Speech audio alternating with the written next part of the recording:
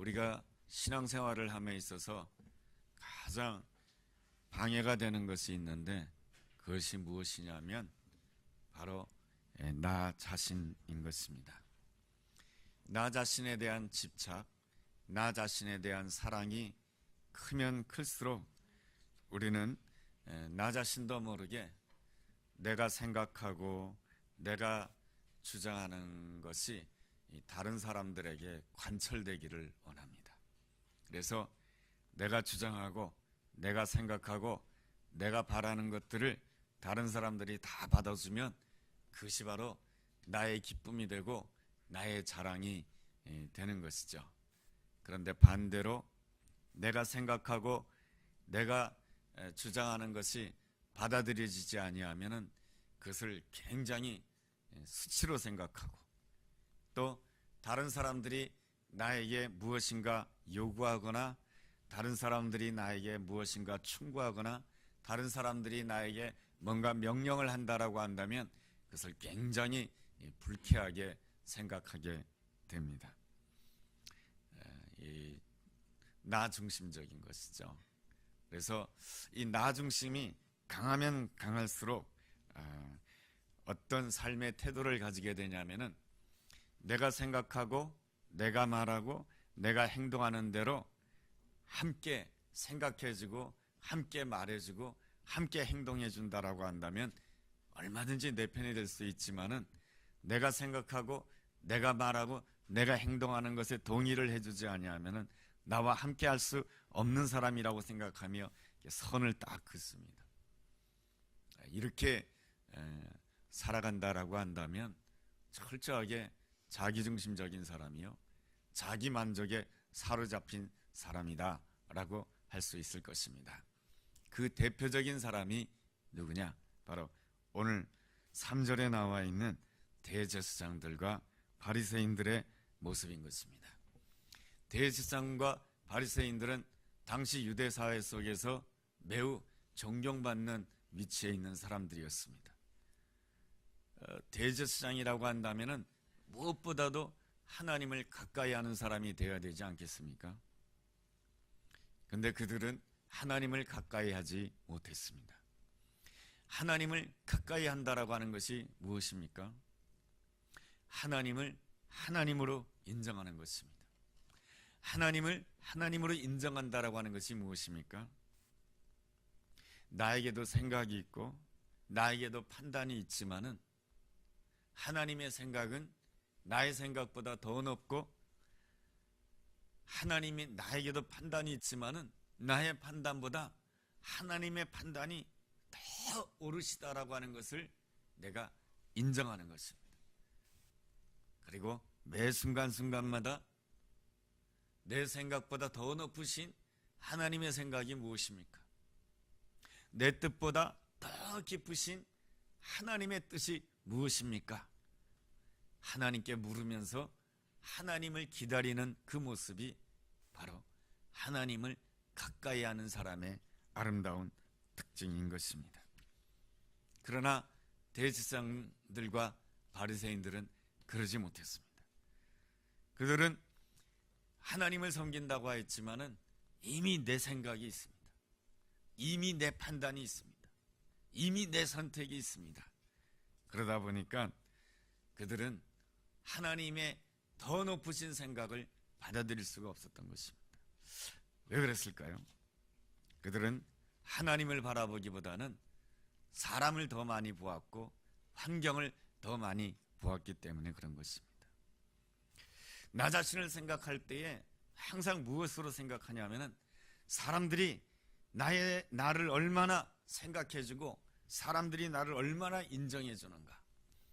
늘 거기에 따라서 나라고 하는 존재를 생각했던 것입니다. 그러다 보니까 그 마음 가운데는 항상 무엇이 들어오기가 쉬웠냐면은 시기하는 마음이 들어오기가 쉬웠고 이 경쟁하는 마음이 들어오기가 쉬웠던 것입니다.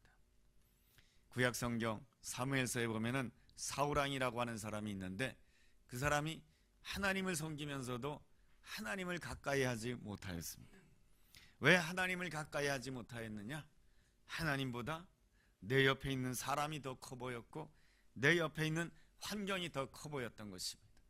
그래서 사람들이 나에 대해서 무엇이라고 생각하는가, 사람들이 나에 대해서 무엇이라고 말하는가, 늘 여기에 집중하다가 보니까 하나님을 가까이 하는데 실패하는 자가 되고, 그리고 나 중심적인 사람이 될 수밖에 없었던 것입니다. 그러한 모습이 이 복음서에 나와 있는 예수님 당시의 대제사장들의 모습과도 똑같은 것입니다. 대제사장들이 겉으로 보면은 하나님을 섬기는 것 같았지만은 실제로는 자기를 섬기는 자요, 자기중심적인 자요, 자기를 숭배하는 자였던 것입니다. 그러기에 그들은 하나님의 영원한 아들이신 예수님이 이 땅에 오셨는데도 예수님을 영접할 수가 없었던 것입니다. 대신 그들은 예수님을 향하여서 무엇을 요구했냐 하면은 내 생각을 받아다 달라, 내 요구를 받아다 달라 하면서 오히려 예수님이 자신을 영접하기를 원했던 것입니다. 그래서 그들이 입에서 나오는 말이라고 하는 것은 당신이 정말로 하나님의 아들이냐? 그렇다라고 한다면 내가 원하는 대로 내 앞에서 기적을 한번 보여봐라. 그럼 내가 한번 믿어주지. 이것이 바로 대제사장들의 태도요, 자기중심적인 태도요, 교만한 태도였던 것입니다. 그러기에 대제사장들이 가졌던 자기중심적인 생각은 예수님과 어울릴 수가 없었던 것입니다. 예수님의 아름다운 모습이라고 하는 것은 무엇입니까? 철저하게 하나님 말씀에 붙들려 사는 생애요, 하나님 중심적인 분이었던 것입니다. 하나님이 나에 대해서 무엇이라고 말씀하시는가, 그것에 따라서 나를 생각하시는 분이었던 것입니다. 예수님께서 요단강에서 세례를 받으실 때에 하늘이 갈라지고 하나님으로부터 놀라운 음성이 들려지게 됩니다. 그 음성이 뭐냐면 너는 내 사랑하는 아들이요, 너는 내가 기뻐하는 자다. 이 음성이 들려져서 그 말씀을 듣고, 그렇습니다 하나님, 나는 하나님의 사랑받는 아들로 이 땅에 살아야 되는 것이고 하나님이 기뻐하는 모습으로 내가 이 땅에 살아야 됩니다. 그렇기 때문에 예수님은 항상 중심이 어디에 있었습니까? 하나님께 있었고 말씀에 있는 것입니다. 우리 함께 가는 교회의 그 달력을 보면은 시편 143편 16절 말씀이 딱 뜨게 됩니다. 그 말씀이 무엇이냐면은 이런 말씀입니다. 내가 아침에 하나님의 말씀을 내가 듣기를 원합니다. 내가 아침에 하나님의 말씀을 듣기를 원하는 것은 내가 주님을 의지하기 때문인 것입니다. 주님, 말씀으로 오늘 내가 어디로 가야 될지를, 내가 다녀야 될 길을 인도하여 주옵소서. 내 영혼을 주님 앞에 드립니다. 이것이 바로 시편 143편 6절에 나오는 말씀이죠. 여러분 그 달력에 가서 한번 보시기 바랍니다. 아침에 내가 하나님께서 나에게 무엇이라고 말씀하신지를 내가 듣기를 원합니다. 그것은 바로 내가 하나님을 의지하기 때문입니다. 우리 그리스도인이란, 하나님의 사람이란 어떤 사람이냐면은 나를 생각할 때 내가 누구냐면은 사람들이 나를 어떻게 생각하고 내가 주어진 형편이 어떤 것에 따라서 나를 생각하는 그런 존재가 아니고, 하나님의 사람은 나란 어떠한 존재냐면은 하나님의 말씀이 지금 나에 대해서 무엇이라고 말씀하시는가, 그것이 중요했던 것입니다. 만약에 예수님께서 사람들이 나를 어떻게 생각하고 사람들이 나에 대해서 어떻게 말하는가, 이것을 더 중요시하면서 나를 생각했다라고 한다면 아마 예수님께서는 대제사장을 찰갔을 것입니다. 그리고 대제사장 앞에 머리를 숙였을 것입니다. 그리고 제자들이 원하는 대로 로마 군대를 향해서 무장봉기를 일으켰을 것입니다. 그랬다라고 한다면 아마 유대 사회에서 야, 진짜 메시아다, 정말로 예수님이야말로 우리가 따라야 될 메시아다 하면서 사람들로부터 환영받고 사람들로부터 인정받았을 것입니다. 그러나 예수님이 그렇게 하셨다라고 한다면 예수님은 하나님과 아무 상관이 없는 분이십니다. 되는 것이죠. 예수님은 그렇게 하지 않으셨죠. 예수님은 언제나 하나님을 예배하셨습니다. 언제나 나를 생각할 때에 나는 하나님의 사랑받는 아들로 살아야 되고 나는 항상 하나님이 기뻐하는 자로 살아야 됩니다. 이 고백 속에서 항상 나 자신을 생각했던 것입니다. 여러분은 나 자신을 어떻게 생각하고 있습니까? 우리는 여기에서 믿음의 길을 이렇게 정의를 내릴 수가 있습니다. 사람에게 인정받고 사람에게 칭찬받는 데서 나를 생각하는 데서 떠나서 하나님께로부터 사랑받고 하나님께로부터 인정받는 차원의 나를 향하여 가는 것이 바로 믿음의 길이다 라고 할 수가 있을 것입니다.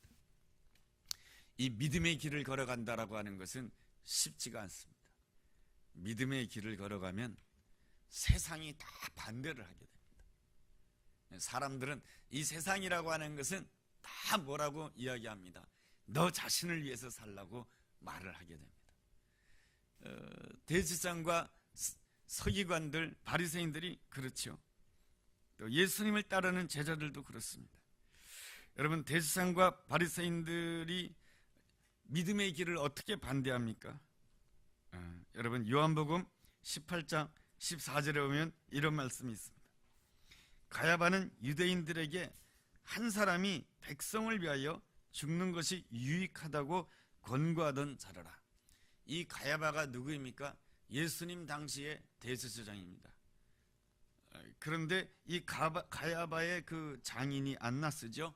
이 안나스가 대제사장이었는데 원래 유대 사회 속에서는 이 대제사장이 종신역이에요. 그러니까 오늘날의 그 로마의 교황처럼 로마의 교황은 임기가 없어요.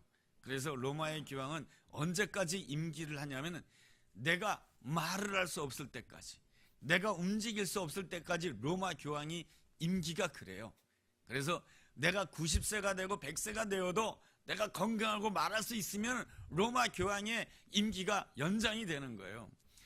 예수님 이제 원래 유대 사회 속에서 대제사장은 임기가 없어요. 그런데 이것을 누가 못마땅하게 생각했냐면은 로마 정부가 못마땅하게 생각했습니다. 한 사람이 계속해서 유대 땅에서 대제사장을 하게 되면은 이게 골치 아프다고 생각했습니다. 그래가지고 로마 정부에서 유대 나라가 당시는 예수님 당시는 식민지잖아요. 그러다가 보니까 이 대제사장에게 임기를 정하게 됩니다. 이건 로마 정부에서 임기를 정하게 돼요. 그러니까 이제 이 안나스가 자기의 대제사장의 직분을 누구에게 넘깁니까? 사위에게 넘겨요. 사위에게 넘기니까 뭡니까? 실질적으로 모든 권한은 누구에게 있는 거냐면은 가야바에게 있는 것이 아니고 안나스에게 있는 거예요. 왜냐하면 자기 사위니까. 그리고 내가 사위에게 물려줬기 때문에 이 안나스가 강한 것이지 가야바가 강한 게 아니에요. 그래서 예수님을 체포했을 때 제일 먼저 끌고 가는 자리가 어디냐면은 안나스 앞으로 끌고 가요. 이게 뭡니까? 예수님 당시에 대제사장의 이 사회의 모습이었던 거예요. 근데 그 사위였던 가야바가 무엇이라고 말하냐면 백성을 위하여 한 사람이 죽는 것이 낫겠다라고 말합니다. 겉으로는 백성을 위하는 것 같지만 실제로는 자신을 위하는 것이죠. 누가 죽는 것이 낫다라고 생각합니까? 바로 예수 그리스도가 죽는 것이 낫다라고 생각하는 것이죠. 이것이 바로 세상인 것이죠. 사람들을 먼저 생각하고 형편들을 먼저 생각하게 되면은 어떤 사람이 되냐 하면은 나의 이익을 위해서 한 사람이 죽어주는 것도 괜찮다고 생각하는 것이 세상이에요. 나를 위하여 한 사람이 죽는 것은 아무것도 아니다라고 생각하는 것이 바로 세상적인 사고방식이에요. 그래서 이 세상에는 다 아픔이 있고 다 상처가 있고 이 세상에는 다 분노가 생길 수밖에 없는 거예요. 그 다음에 제자들은 어떻습니까? 제자들도 똑같이 세상의 모습을 가지고 있습니다. 세상의 모습을 가졌던 대표적인 사람이 2절에 나와 있는 가룟 유다예요. 유다는 어떤 사람입니까? 예수님을 파는 자예요. 은 30냥에 예수님을 파는 자예요. 여러분, 하나님께서 이 가룟 유다에게 얼마나 큰 축복을 주셨습니까? 어떤 축복을 주셨습니까? 이 가룟 유다에게 만남의 축복을 주셨어요. 하나님의 아들이신 예수 그리스도와의 만남의 축복을 주셨고, 그리고 주님을 위하여 헌신하고 봉사하는 그 제자들과의 만남을 축복해 주셨습니다. 예수님과의 만남이 너무나도 귀한 만남이거니와 그 만남도 소중한 만남이지만은 누구와의 만남도 소중한 만남이냐면은 제자들과의 만남도 소중한 만남이에요. 이 베드로와의 만남, 야고보와의 만남, 제자 요한과의 만남, 이 만남이 얼마나 귀한 만남입니까? 그 베드로, 야고보, 요한, 이러한 제자들은 정말로 주님께서 사랑하는 놀라운 제자들이에요. 그들과의 만남이 얼마나 소중합니까? 그런데 이 유다는 자기 생각이 더 중요했고 자기 이익이 더 중요했습니다. 그러다가 보니까 하나님이 주신 그 소중한 만남을 헌신짝처럼 버립니다. 하나님께서 예수님과의 만남을 주셨고 하나님께서 그 다른 제자들과의 소중한 만남을 주셨는데 나 자신만 생각하고 은산심량만 생각하다가 보니까 하나님이 주신 그 만남을 그냥 헌신장처럼 버리는 자가 됩니다. 이것이 가룟 유다에서 나타난 세상의 모습인 것입니다. 그리고 오늘 본문에 나와 있는 시몬 베드로는 어떻습니까? 10절에 보니까 칼을 빼고 있습니다. 왜 칼을 뺍니까? 예수님을 위해서 칼을 빼는 것입니까? 그렇지 않아요. 예수님께서 십자가의 길을 가신다라고 한다면 내가 생각하고 내가 기대하는 것들이 다 무너지는 것 때문에, 그것 때문에 칼을 빼는 거예요. 자기 자신을 위해서 칼을 빼는 것이죠. 이러한 베드로를 향해서 예수님께서는 뭐라고 말씀해 주십니까? 11절에 이렇게 말씀해 주시죠. 칼을 칼집에 꽂으라. 아버지께서 주신 사랑을 내가 마시지 않겠느냐. 예수님에게 있어서 가장 중요한 분은 아버지였던 것입니다. 가장 중요한 분이 아버지였기 때문에 아버지께서 주시는 잔이라고 한다면 내가 다 마시겠다라고 하는 것입니다. 이런 신앙을 무엇이라고 말합니까? 아버지 한 분으로 만족하는 신앙입니다. 여러분, 창세기 15장에 보면은 아브라함이 조카 롯이 그돌라오멜 연합군에게 포로가 되었을 때에 아브라함이 자기 집에 길리온 318명을 데리고 이 롯과 롯의 가족들을 구출해내게 됩니다. 그리고 나자 마음속에 불안감이 닥쳐오게 되는데, 무슨 불안감이 닥쳐오게 되냐면은 저 그돌라오멜 연합군이 다시금 정비해서 나를 공격해오지 아니할까라고 하는 두려움이 찾아오게 됩니다. 그 두려움이 찾아오게 되면서부터 곧바로 내 마음속에 무엇이 들어오냐면 하나님에 대한 불만이 들어오기 시작합니다.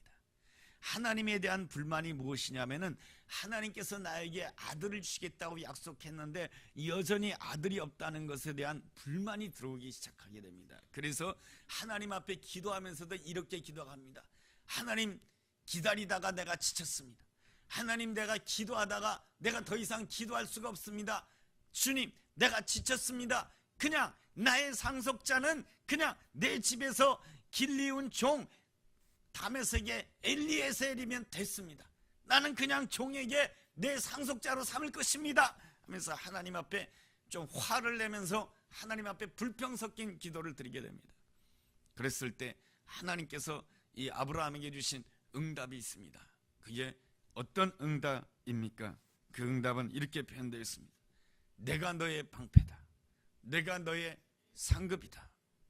그리고 내가 너에게 자손을 줄 텐데 하늘의 무별들을 보아라.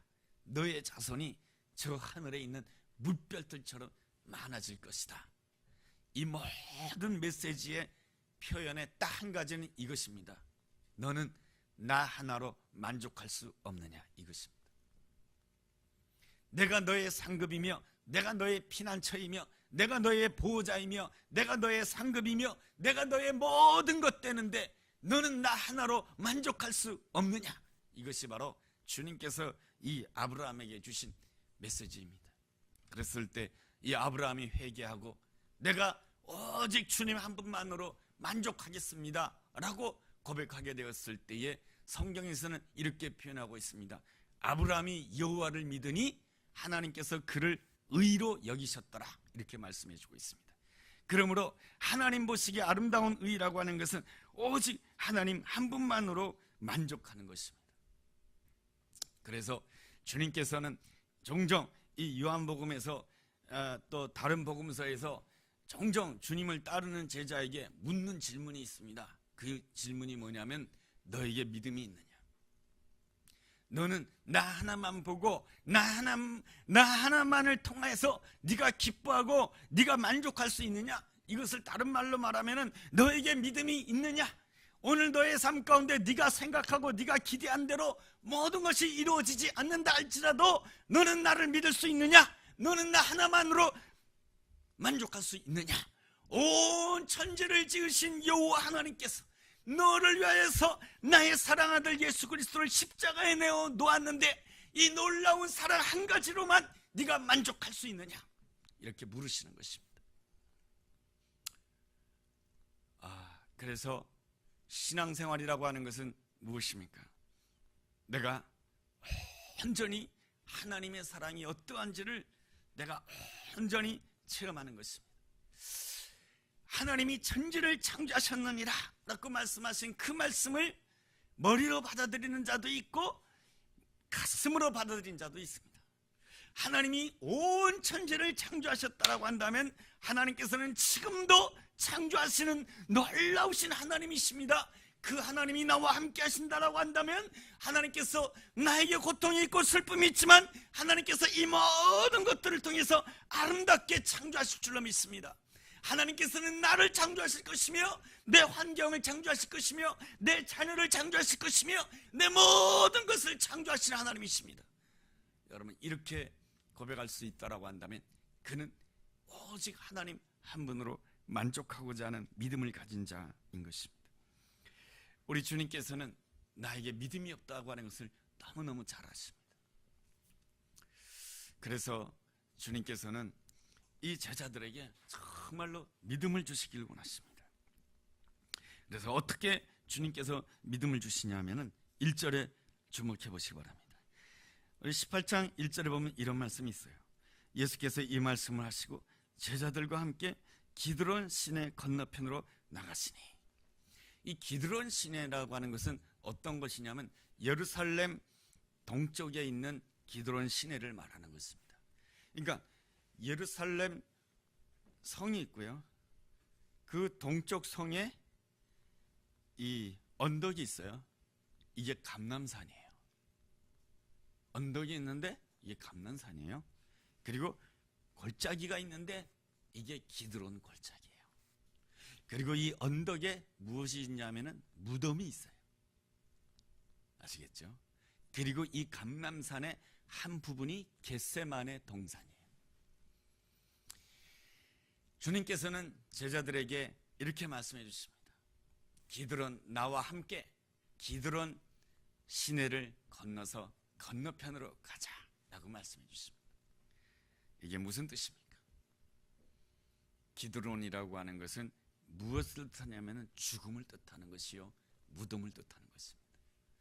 바로 주님께서 원하는 그 믿음의 길로 가기 위해서는 주님과 함께 내 생각이 죽어야 되고 주님과 함께 내 판단이 죽어야 되는 것이고 주님과 함께 내 선택이 죽어야 되는 것입니다. 나에게도 생각이 있고 나에게도 선택이 있고 나에게도 판단이 있지만은 하나님 아버지의 생각이 더 높고 하나님 아버지의 생각이 더 옳고 하나님께서는 나보다 더 위대한 길을 준비하고 있다라고 하는 것을 믿고 내가 온전히 주님을 경배하는 것이 무엇이냐면 기드론 시내를 지나가는 것이. 그 기드론 시내를 지나갈 때에 어떤 역사가 일어나게 되냐면, 여러분, 기드론이라고 하는 뜻이 무엇입니까? 히브리어로 기드론이라고 하는 뜻은 백향목이라고 하는 거예요. 여러분, 백향목이라고 하는 것은 무엇입니까? 바로 집을 지을 때 가장 소중하게 쓰여지는 그 나무가 백향목이에요. 백향목이 언제 쓰여졌습니까? 솔로몬이 하나님의 성전을 지을 때에 백향목이 쓰여졌어요. 바로 이 기드론의 골짜기, 이 죽음의 골짜기를 지나게 되었을 때 어떤 역사가 일어나게 되냐면은 가장 좋은 제목인 백향목으로 내 안에 하나님이 원하시는 집이 지어지는 거예요. 내 안에 성전이 지어지는 거예요. 내 안에 성전이 지어졌을 때에 어떤 역사가 일어나게 됩니까? 내 안에 성전이 지어졌을 때에 하나님의 말씀이 임하게 되고 성령이 임하게 되는 놀라운 역사가 일어나게 되는 것이죠. 여러분, 이 환상을 누가 보았냐면 에스겔이 보았어요. 여러분, 에스겔서 37장을 본다라고 한다면 에스겔 선지자가 환상을 보게 되는데 마른 뼈의 골짜기를 보게 됩니다. 이 마른 뼈의 골짜기는 모든 유대인들이 어떤 골짜기로 생각하냐면은 이 에스겔이 물론 바벨론에서 있을 때의 환상을 본 골짜기지만은 이 골짜기는 이 에스겔에게서 어떤 골짜기였냐면은 바로 이 기드론 골짜기였던 것입니다. 그 골짜기는 마른 뼈의 골짜기요. 이 마른 뼈의 골짜기는 아무것도 할 수 없는 죽음의 골짜기인 것입니다. 그런데 그곳에 말씀이 임하게 되자 뼈가 붙게 되고 그리고 근육이 붙게 되고 살이 붙게 되는 역사가 일어나게 됐습니다. 그럼에도 불구하고 이것이 살아나지 않습니다. 그랬을 때 여호와의 생기가 불어넣어졌을 때, 여호와의 영이 그 가운데 불어넣어졌을 때에 생영이 되고 하나님의 군대가 되었다라고 말씀해주고 있습니다. 여러분, 하나님의 군대의 특징이 무엇입니까? 오직 하나님 중심으로 움직이는 자인 것입니다. 하나님 군대의 특징이 뭡니까? 오직 하나님의 사랑받는 자로 움직이는 자요, 하나님이 기뻐하는 대로 순종하는 자가 바로 하나님의 군대 아니겠습니까? 바로 예수님도 그러셨던 것이죠. 예수님은 그 기드론 골짜기를 지나면서 제자들이 하나님의 군대가 되기를 원했던 것입니다. 예수님도 하나님의 군대시고요. 그렇게 사셨던 그 예수님께서 하나님의 군대의 모습을 보여주고 있습니다. 여러분, 그 말씀이 5절에 나와 있고 6절에 나와 있고 8절에 나와 있어요. 여러분, 5절과 6절과 8절에 공통되는 문장이 나옵니다. 그게 뭡니까? 내가 그니라. 여러분, 5절에도 내가 그니라, 6절에도 내가 그니라, 8절에도 내가 그니라. 로마 병정들과 그리고 또한 그 대지상의 그 종들이, 아랫사람들이 예수님을 붙잡으러 왔습니다. 누가 예수냐? 예수를 붙잡으려고 왔습니다. 그들은 생각하기를 내가 붙잡으면 예수님은 잡힐 수밖에 없는 것이고, 우리가 십자가에 못 박으면 예수님이 십자가에 못 박힐 수밖에 없는 것이고, 내가 때리면 예수님은 고통당할 수밖에 없는 존재다라고 하는, 아주 연약한 존재다라고 하는 것을 과시하면서 예수 어딨냐 하면서 예수를 찾고 있습니다. 그런데 예수님께서 뭐라고 대답하십니까? 5절에 내가 그니라, 6절에 내가 그니라, 8절에 내가 그니라, 3번씩이나 답해주고 있습니다. 그건 뭐냐? 이것이 굉장히 중요하다라고 하는 것입니다. 여러분, 성경에서 3번 말씀하신다라고 하는 것은 굉장히 중요하기 때문에 예수님께서 그렇게 말씀하신다라고 하는 것이죠. 내가 그니라, 내가 그니라, 내가 그니라. 이 말씀은 이 말씀과 비슷합니다. 내가 나다라고 하는 말씀과 아주 비슷합니다. 여러분, 하나님께서 내가 나다라고 하는 그 말씀을 언제 처음 하시게 됩니까? 출애굽기서 3장에서 제일 먼저 하게 됩니다. 출애굽기서 3장을 읽어보면 모세가 떨기나무 가운데서 여호와 하나님을 만나게 됩니다. 여호와 하나님은 누구십니까? 라고 물었을 때에 하나님께서 자신을 소개할 때 뭐라고 표현합니까? 내가 나다라고 말씀해 주고 있습니다. 내가 나다라고 하는 것이 무슨 뜻입니까? 나로 인하여서 세상 모든 것이 움직인다, 이런 뜻이에요. 우리는 이렇게 생각합니다. 내가 궁궐에 태어나면은 내가 존귀한 사람이 되고, 내가 다 찌그러져가는 초가집에서 태어나면은 나는 비천한 사람이 됩니다. 나의 아버지가 귀족이면은 내가 귀족이 되는 것이고, 나의 아버지가 노예이면은 나는 노예가 되는 것이. 나의 아버지가 양반이면 나도 양반이 되는 것이고, 내 아버지가 노비이면은 나도 노비가 되는 거예요. 이게 뭡니까? 모든 조건과 환경에 따라서 내가 결정이 되는 거예요.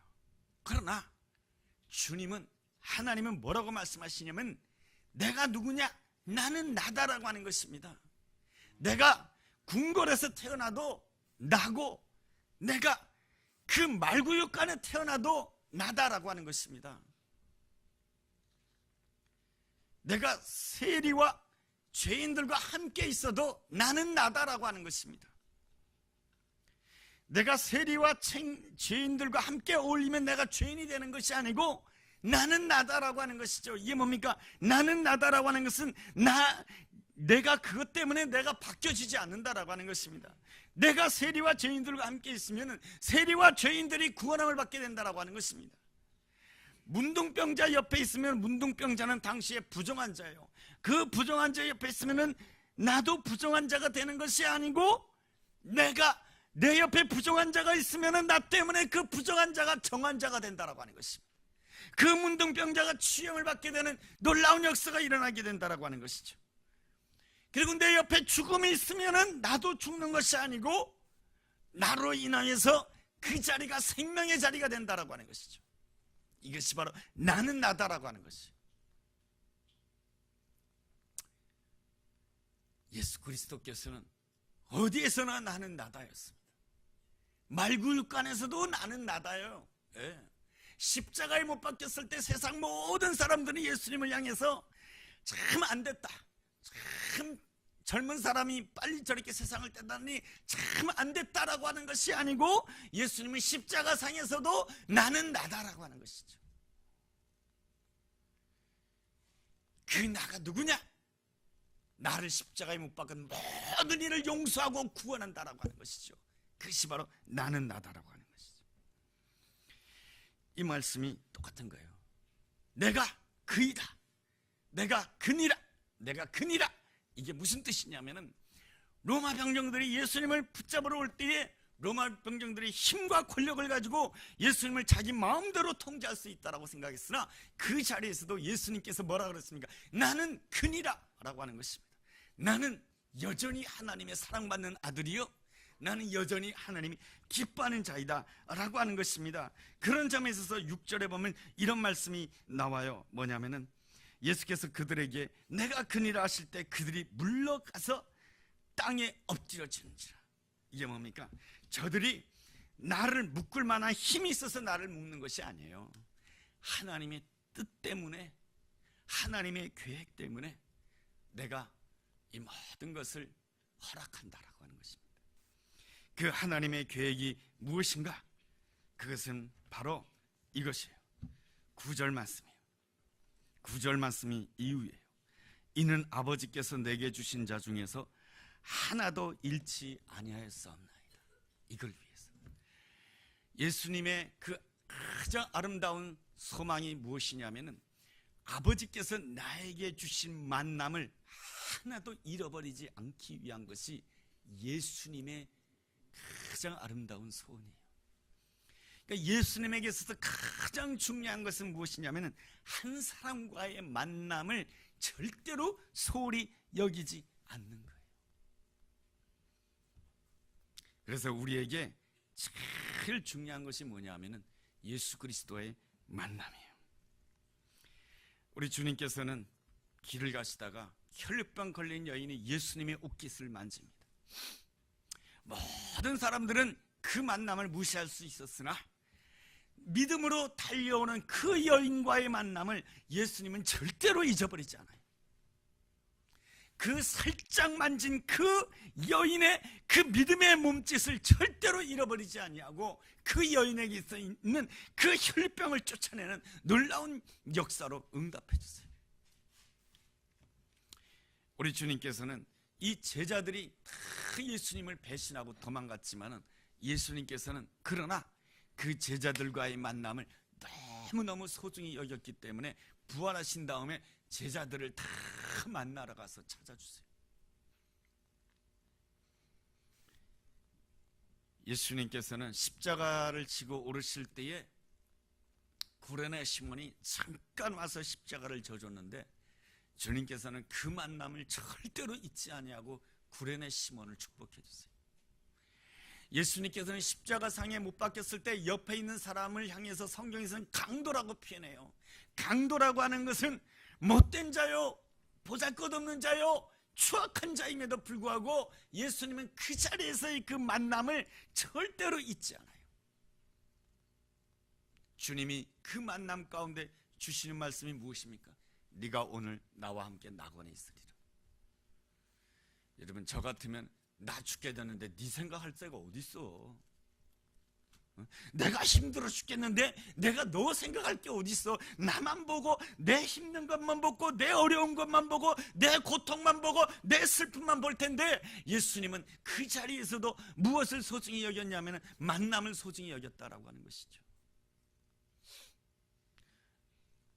그러니까 예수님은 십자가상에서도 나는 나다예요. 제가 십자가에 못 박혔으면 좀 굉장히 부끄러웠을 것 같아요. 제가 하나님의 일을 하다가 십자가에 못 박혀도 제가 부끄러울 것 같아요. 하나님의 일을 하다가 가난해지면은 제가 부끄러울 것 같아요. 왜냐하면 사람들이 나를 보면서 조롱할 것이기 때문에 내가 나를 볼 때 부끄러워요. 그러나 예수님은 그렇지 않으셨어요. 언제나 나는 나다라고. 나는 세상 사람들이 뭐라고 말하는 것에 따라서 내가 어떤 사람이 되는 것도 아니고, 환경에 따라서 내가 어떤 사람이 되는 것이 아니고 나는 나다라고 하는 것이죠. 그 나는 나다라고 하는 것이 뭡니까? 하나님께서 나에게 무엇이라고 말씀하시는 그 나가 나다라고 하는 것이죠. 그러니까 하나님의 이름은 나는 나다. 예수님의 이름은 뭡니까? 나는 나다입니다. 우리의 이름은 뭡니까? 우리의 이름은 주님이 말씀하시는 내가 나다. 하나님의 말씀이 나에게 무엇이라고 말하는지 그 나가 나다라고 하는 것이죠. 이것이 바로 믿음 있는 자의 아름다운 모습인 것이죠. 이것이 바로 이러한 확신이 있어야 그 사람은 무엇을 소중히 여길 수 있는 사람이 되냐면 만남을 소중히 여길 수 있는 사람이 돼요. 하나님께서는 무엇을 통해서 역사하십니까? 성경을 보면 다 만남을 통해서 역사하세요. 엘리야가 하나님을 만나고 그 엘리사가 만남으로 인해서 하나님의 나라가 확장이 돼요. 그래서 이 하나님의 사람에게 있어서 가장 중요한 것은 이러한 만남인 것이죠. 그러나 이 대제사장은 어떻습니까?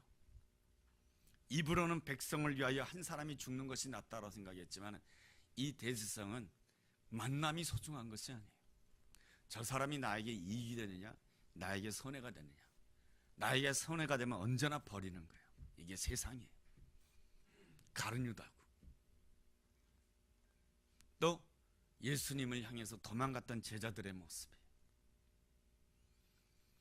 이 제자들에게 있어서 인생에 바꿀 수 없는 것은 예수님과의 만남이에요. 근데 내가 손해볼 것 같다 생각해서 예수님과의 만남을 버리고 도망가요. 이게 세상이에요. 근데 주님은 만남을 소중히 여기죠. 프랑스의 아주 위대한 수도자라고 알려져 있는 샤를르 드 푸코라고 하는 수도사가 있습니다. 그 사람이 1858년에 프랑스의 스트라스부르크에서 태어나게 됩니다. 굉장히 부유한 집안에서 태어났는데 너무 어린 나이에 아버지가 세상을 떠나고 또 그가 5살 되던 때에 어머니가 세상을 떠나게 됩니다. 근데 어머니가 세상을 떠나게 되면서 가슴 아픈 마음으로 5살짜리가 되는 그 아들에게 유언을 합니다. 하나님, 이 아들을 위해서 기도합니다. 참 남편이 세상을 떠나고 이 5살짜리 아들을 두고 세상을 떠나야 되는 그 엄마의 마음이 얼마나 이 마음이 아프겠습니까? 그 5살짜리 아이에게 마지막 유언을 하게 됩니다. 하나님, 이 아들을 위해서 기도합니다. 내 뜻은 다 그만두시고 이 아들에게 오직 아버지의 뜻이 이루어지기를 원합니다. 그 5살짜리 아들을 놓고 그렇게 기도했어요. 이 아들은 그때 그 기도를 들었지만 그냥 또 너무 어린 나이에서 잊어버렸어요. 그래서 이 아들은 외할아버지 밑에서 장성하여서 프랑스의 장교가 됩니다. 한창 프랑스가 아프리카 식민지를 개척할 때에 장교로서 아프리카 식민지, 특별히 모로코 지방을 향해서 진격을 하게 됩니다. 거기에서 반란군들을 향해서 총을 쏘면서 그 반란군들을 죽이면서 그 마음에 삶에 대한 깊은 회의감을 느끼게 됩니다. 그러다가 어느 날 그가 수도원으로 들어가게 됩니다. 그래서 10여 년 동안 수도원 생활을 하다가 그의 나이 43살에 신부가 됩니다. 그리고 아프리카 사하라 사막에 있는 한 부족에게 들어가서 그가 복음을 전하면서 그의 인생을 마치게 됩니다. 그랬을 때 그가 하는 고백이 있습니다. 자기가 5살 때 언어가 무엇인지를 알아듣게 되었을 때 나의 어머니는 너무나도 거룩한 어머니였습니다. 나의 어머니가 나에게 들려준 마지막 말, 내 뜻대로 마옵시고 아버지의 뜻대로 이 아이를 성장시켜 주옵소서. 그 말이 끊임없이 머릿속에 기억이 났다라고 하는 것입니다. 그래서 자기 자신은 자기의 모든 생애를 하나님께 드리고자 사하라 사막에 있는 한 부족으로 들어가게 됩니다. 그가 이 수도자로서 이 가졌던 중요한 깨달음 가운데 한 가지는 이것입니다. 하루는 나무를 보면서 이런 생각이 들었다는 거예요. 나무의 특징이 무엇입니까? 때가 되면 나뭇잎이 떨어져요. 나뭇잎이 떨어지는데도 나무가 의연하게 서 있다라고 하는 것입니다. 그것을 보면서 나는 나무보다 못하는구나. 나에게서 물질이 떨어져 나갈 때에, 나에게서 명예가 떨어져 나갈 때에, 나에게서 자리가 떨어져 나갈 때 나는 얼마나 사시나무 떨리듯이 나는 떨렸던가. 나는 나무보다 못한 존재이구나. 그것을 깨달으면서 그는 그 순간 이후로부터 하나님, 나에게 무엇이 떨어져 나간다 할지라도 내가 하나님을 향한 믿음을 절대 잃어버리지 않겠습니다. 그가 하는 말이 있습니다. 하나님을 믿는 사람에게 제일 어려운 것이 뭐냐? 그것은 바로 하나님을 믿는 것이다. 하나님을 믿는 사람에게 가장 부족한 것이 무엇인가? 그것은 바로 하나님을 향한 신앙을 가지는 것이 제일 어렵다. 그 역시 굉장히 어려웠다라고 하는 것이죠. 신앙생활이라고 하는 것이 쉽지 않다라고 하는 것이죠. 그는 또 말합니다. 진짜 꽃과 가짜 꽃의 차이가 무엇이냐? 진짜 꽃은 꽃잎이 떨어진다고 하는 것입니다. 그런데 가짜 꽃은 사시사철 꽃잎이 떨어지지 않아요. 가짜 꽃은 겨울이 와도 꽃잎이 떨어지지 않아요. 가짜 꽃은 여름이 와도 떨어지지 않고, 가짜 꽃은 바람이 불어도 떨어지지 않아요. 그런데 진짜 꽃은 떨어진다고 하는 것이죠. 이런 것처럼 떨어져도 깨어져도 하나님을 온전히 믿는다라고 한다면 그 사람이 진짜 하나님의 사람이다 라고 하는 것입니다.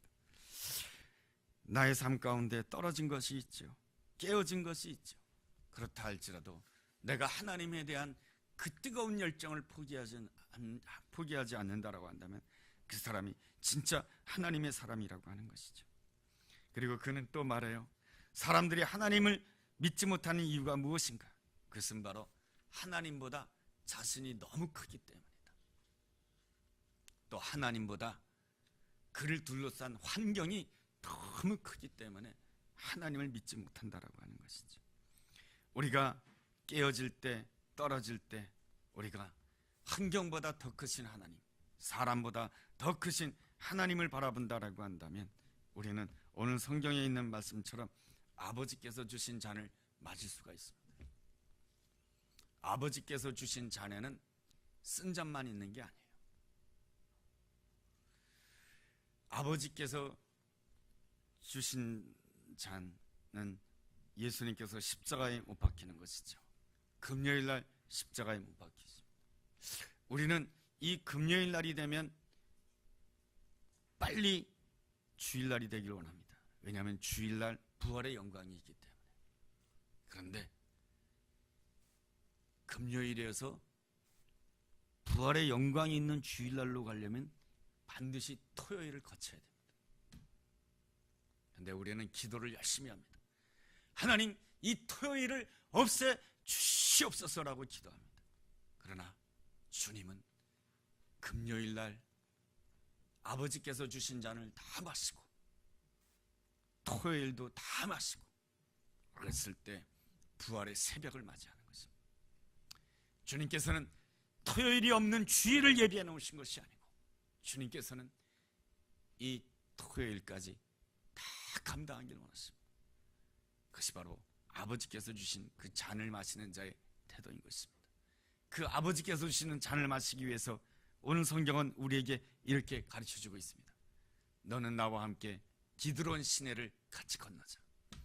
너는 나와 함께 죽음의 골짜기를 같이 건너자. 그런 순간 너의 심령은 백향목으로 지은 성전이 될 것이며, 그리고 그 성전이 되었을 때 너의 안에 말씀이 임하고 성령이 임한다라고 한다면 예수님께서 모든 순간마다 내가 그니라 라고 선포했던 것처럼 우리도 내가 그니라.